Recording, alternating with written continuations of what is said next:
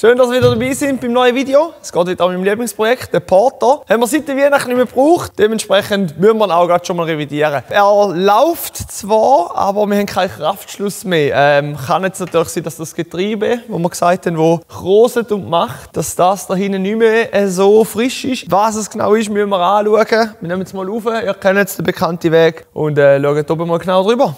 Let's go.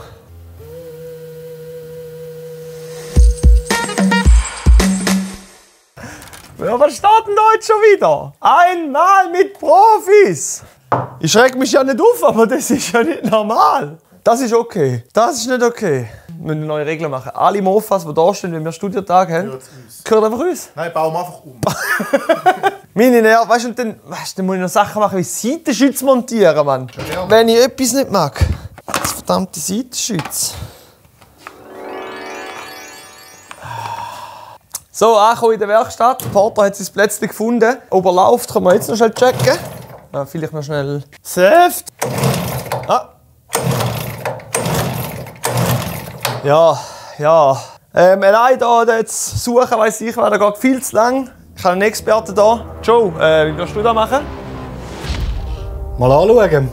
Mal schauen, was defekt ist. Ja, eben, wie gesagt, das Hinterlicht tut.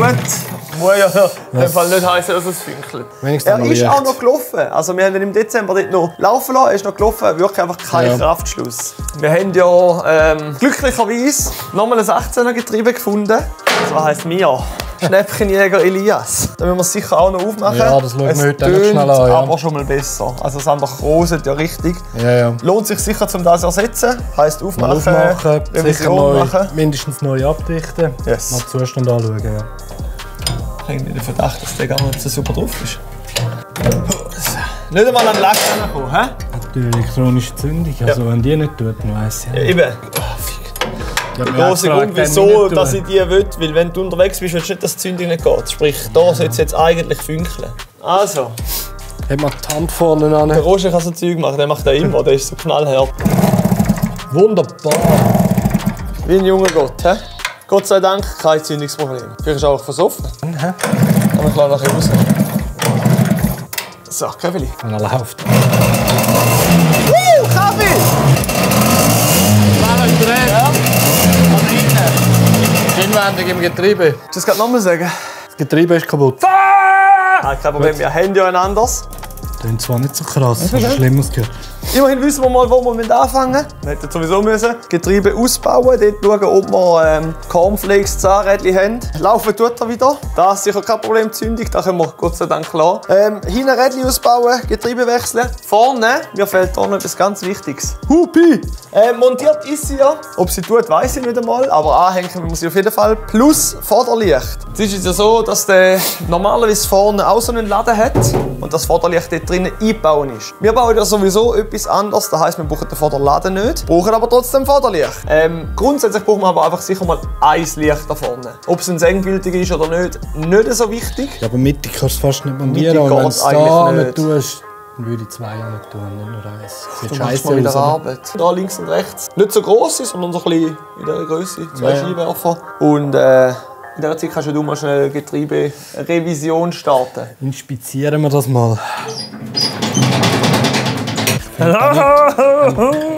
Danke. Glaube ich. Das grosse ist dir, Roger? Nein, ich habe keinen Hunger. Das ist Dessert, das geht nicht im Bauch, da geht ins Herz. Grazie! Das ist ja da eine spezielle aussenliegende Reibscheibe dazwischen genommen, oder? Und was nützt das überhaupt? Ja, ist das eine Art Starterkupplung ist ja gleich da? Ja, aber der kann durchschleifen. Okay, dass er dann dort da unten hat er ja noch festgemacht. Die kleine ist da unten. Ja.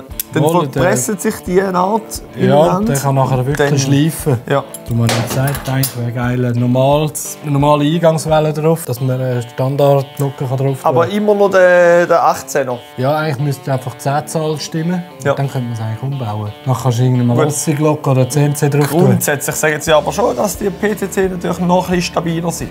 Ja, ich finde nicht. Das ist einfach noch schwerer und eben noch mühsamer, weil du wieder stehen bleibst, weil der blöde Reitbelag durchschleift. Das klingt genau so, wie ich mir das Reisemobil vorstelle. Der Joe hat das schon mal aufgemacht. Das ist ja das Zahnrädchen, das bis richtig scheiße ausgesehen hat. Da kann man so brauchen. Die anderen sehen auch gut aus, einzig eben die Eingangswelle. Die ist ein bisschen eingelaufen, da läuft das Nadellager drauf. Da müsste eigentlich eine saubere Fläche sein, eine gehärtete. Und da ist es ein bisschen eingelaufen. Und ja, wir müssen jetzt mal schauen, ob eventuell die vom alten Getriebe noch ein bisschen besser ist. Oder ob man gerade eine neue findet bei uns im Shop. Entry Wave heisst sie, oder? Unter Eingangswelle drin ist. So, genug gelabert. Wir schaffen.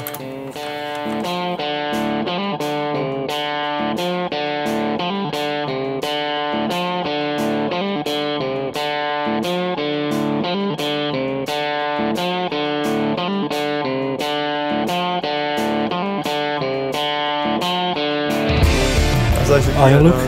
Ah, voilà. Da, schau da, die beiden. Ja, ah, sind gerade beide. Beide ab. Der durchgeschoben Splinter da ist da beidseitig abgebrochen. Ja, krass, gut. Aber lustigerweise nicht, wenn man denkt, dass das kaputt geht. Nein. Das ist das andere. Es ist einfach Da nicht so sieht man gut auch, weg. wie die Zähne da sind. Scharfkantig, abgerostet, alles und so müsste es sein. Thomas, gut, bist du da? Also, es ist ja so, es ist folgendermaßen. Man braucht die Welle. Wir brauchen die Welle. Das Ding ist so, der Resonanzroger hat sich bereit erklärt. Was? Er würde ins Auto hocken, Vollgas und zu dir und die Welle holen und wieder bringen. Und dann könnte man am Nachmittag das Zeug zusammenbauen. Ich will das so fest, ich will nichts anderes jetzt gerade. Ich will nicht. Das ist gut, ich lasse den Roger schon mal losrennen, weil der ist nicht so ein schneller. 10 Grad verzahnt, ohne Einlaufspuren. Okay, love you, bye. Also Rauscher, du hast gehört, ja, schick mir ein Foto, ob er wirklich eine hat. Und dann können wir heute noch fahren, weil Leistungstest steht da. Leistungstest in dem Fall nicht, wie schnell fährt es, weil wir wissen ja, dass wir mit dem nicht mehr sollten, wie es gesetzlich erlaubt ist. Eher, wie schwere Lasten können wir den Berg drauf transportieren, wie viel Leistung hat er. Jason, danke dir. Dann sag ich los, nicht so geschwind. Güte. Ich leiste alles für dich. Geil! Joe, ich habe etwas für dich. Geil! Gell? Jetzt so als normale Lampe da unten. Später dann vielleicht umfunktioniert als Nebelscheinwerfer. Um die anzumachen, wir waren ein bisschen kreativ. Wir haben den Lampenbügel 66 Heroes genommen, ein Loch hier gemacht und dann kommt das. Da unten an. Der Joe tut ihn da mit der Lenkung koppeln. Ja, genau. Dann gibt es Kurvenlicht. Tipptopp. Übrigens, Thomas Lichter. Habe ich nicht gebraucht.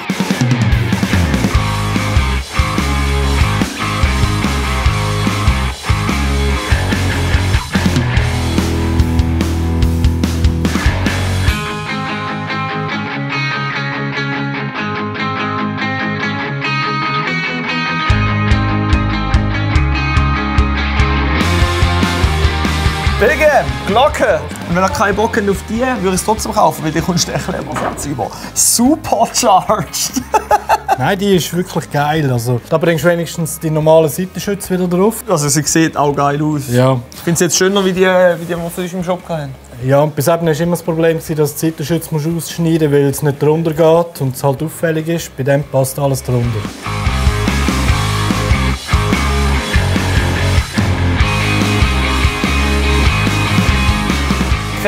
Käblo sind verleiht. Licht ist vorne. Schauen wir mal das Zeug an. Hupi ist hoffentlich angehängt. Wir merken es dann erst, wenn wir es testen können. Aber ich glaube, nachher sind wir so weit. Wie sieht es bei dir hinaus? Ist gut. Oh. Ganz vorne! Hupi tut! Okay, kein Licht, Hupi tut. Das ist sozusagen gut für mich. Und jetzt müssen wir eins nach dem anderen testen. Ah, mal! Aber schwach. Ja, sehr.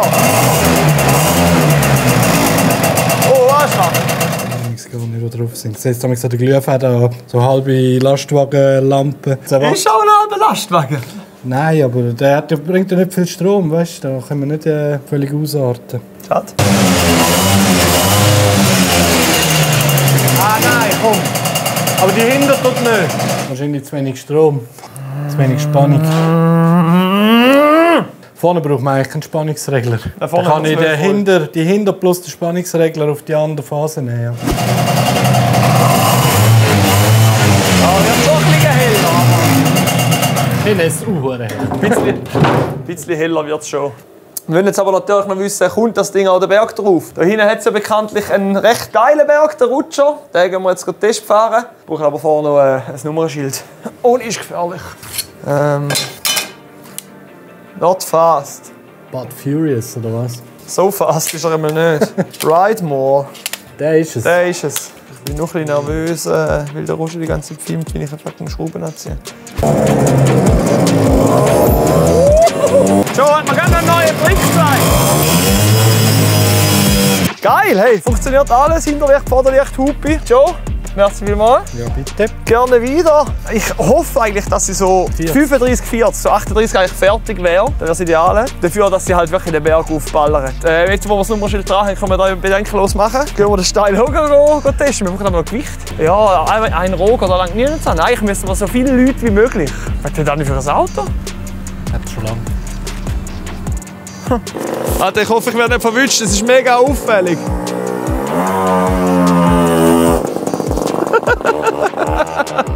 Let's go! Also, als erstes Geschwindigkeitstest. Irgendeine gescheites App wiederfinden. Da. Speedometer 2.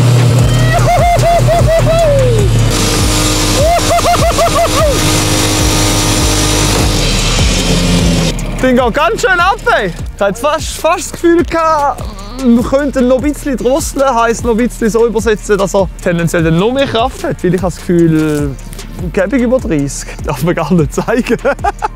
Maximum. Ich habe gedacht, raus, gefühlt so 38, 40 so. Und habe das Gefühl gehabt, so kannst du fahren. So kannst du geradeaus, hast du im Griff. Und retour habe ich so, jo, jetzt kommt das hier. Togu, top Arbeit. Jetzt muss man wissen, ob er Kraft hat.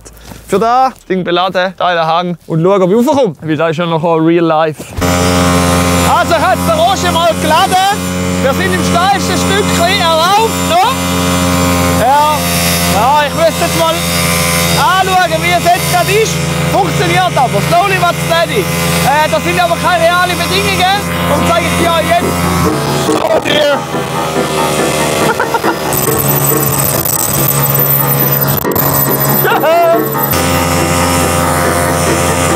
An der Freddy müssen zurückfahren. Hoi, hoi! Du, Togu, los jetzt, es ist so. Ich bin mit dem Porter unterwegs, gell? Und ich habe den halben Ballast müssen abladen. Können wir den steilsten Höhe drauf, den ich kenne. In der Hälfte musste ich so ein Drittel abladen. Ja, nicht mehr wegen. Kann man übersetzungstechnisch da nochmal reden, oder wie will man das machen? Ja, kannst du 107 drauf tun. Ja, das wäre natürlich noch geil. Was man eben auch muss sagen, das Ding ist 50 gelaufen. Wir haben jetzt fast im Sättel runtergehauen. Ja, machst du 107. Das wäre noch geil. Wir haben jetzt so die andere Glocke drauf und so, da funktioniert alles top. Wenn der Motor, wie soll ich jetzt sagen, Rädchen am Boden, ich bremse aber Vorderbremse und gebe Gas, dann quietscht es. Ist das Rädchen aber in der Luft hinein und kann durchdrüllen, quietscht es nicht. Weißt du das?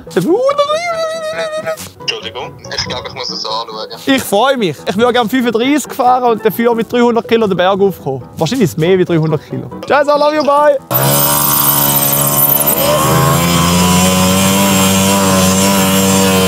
Also mit Rampen würden wir hochkommen. Offroad-tauglich. Also es fehlt wahrscheinlich nicht so viel. Mit Rampen bin ich hier raufgekommen, mit allem Gepäck, wie man es halt hat. So. Salut.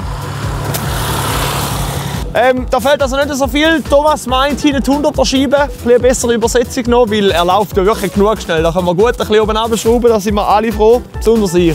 Als nächstes müssen wir uns dann auch hier vorne endlich mal um den Aufbau kümmern. Da müssen entweder 2 Kindersitze rein oder sonst etwas, was wir zum Campen wirklich anbrauchen. Die Übersetzung anpassen. Wenn irgendjemand Zeitenschütze die Hause hat, gebt es uns doch bitte, weil so ist das nicht so cool. Das war es vom heutigen Video. Ich hoffe, euch hat es gefallen und ihr schaltet wieder rein, wenn es weitergeht mit Hercules GT, Doppelmotor, Porter oder was auch immer. Macht's gut, bis dann und ciao!